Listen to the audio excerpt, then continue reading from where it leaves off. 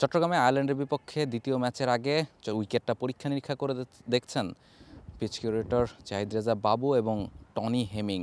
তারা আসলে উইকেটটা নিয়ে কিছু একটা বোঝার চেষ্টা করছেন। প্রথম ম্যাচে যে ধরনের উইকেটে খেলা হয়েছে সেখানে আয়ারল্যান্ড বেশ ভালো ব্যাটিং করেছে বাংলাদেশের হয়ে। তাহিদ হৃদয় দেখিয়েছেন যে এই জায়গায় আসলে কত ভালো ব্যাটিং করা সম্ভব। এবং এই মুহূর্তে পিচ কিউরেটর বাবু এবং টনি হেমিং তারা আসলে উইকেটটা নিয়ে বেশ অনেকক্ষণ ধরেই আলোচনা করছেন। হয়তোবা আমাদের ঠিক জানা নেই যে দ্বিতীয় ম্যাচের আগে উইকেটে কোনো পরিবর্তন বাংলাদেশের টিমের কাছ থেকে চাওয়া হয়েছে কিনা, কিংবা যেহেতু প্রথম ম্যাচটা তারা হেরেছে কোনো অন্যরকম কোনো স্ট্র্যাটেজিতে দল যাবে কিনা, সে কারণেই কি তাদের এই ব্যস্ততা কিনা, সেটাও একটা প্রশ্ন হতে পারে।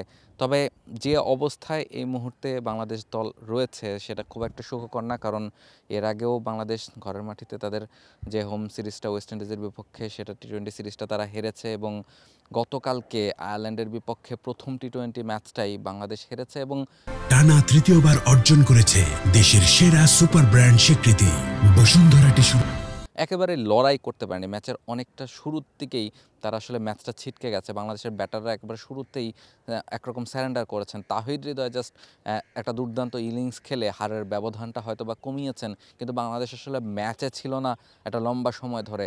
ফলে এই ধরনের হার আসলে আয়ারল্যান্ডের বিপক্ষে হয়তো বা বাংলাদেশ দলকে খুব একটা ভালো মেন্টাল স্টেটে রাখবে না। ফলে বাংলাদেশ দল নিশ্চয়ই চাইবে যে করেই হোক সেকেন্ড এবং থার্ড যে টি-20 ম্যাচটা আছে সেই ম্যাচটাতে জয় নিশ্চিত করতে এবং সিরিজ জয় নিশ্চিত করতে, কারণ এটাই আসলে ওয়ার্ল্ড কাপের আগে বাংলাদেশের শেষ সিরিজ। ফলে এই সিরিজে বাংলাদেশ দল যদি একটা ভালো স্মৃতি নিয়ে যেতে না পারে সেক্ষেত্রে কিন্তু একটা বড় মেন্টাল ব্যারিয়ার তাদের মধ্যে হয়তো বা কাজ করবে, এবং নিজেদের প্লেয়ারদের মধ্যেও হয়তো বা যেই শেষ মুহূর্তের যে কেমিস্ট্রিটা বা শেষ মুহূর্তের যে পরীক্ষা নিরীক্ষাটা সেটা এই সিরিজে বাংলাদেশ দলের করার কথা ছিল, এবং সেটাই বাংলাদেশ দল আসলে করছে। কিন্তু সেটা করতে গিয়ে বাংলাদেশ দল নিশ্চয়ই কোনোভাবেই ম্যাচ হারতে চাইবে না বা সিরিজ হারতে চাইবে না। ফলে প্রথম ম্যাচটা হেরে অলরেডি একরকম ব্যাকফুটেই আছে বাংলাদেশ দল। পরের দুটো ম্যাচ জিতে যে করেই হোক বাংলাদেশ দল নিশ্চয়ই সেখান থেকে ফিরে আসতে চাইবে, এবং আগামীকালই আবার সেকেন্ড টি-20 ম্যাচটা খেলতে বাংলাদেশ দল মাঠে নামছে এই চট্টগ্রামে, যে ম্যাচে যে করেই হোক জয় ফিরতে চাইবে লিটন দাসরা। চট্টগ্রাম থেকে রাহুল রায়, টে sports. For more updates, subscribe to our YouTube channel and click on the bell icon. Follow us on Facebook and Instagram.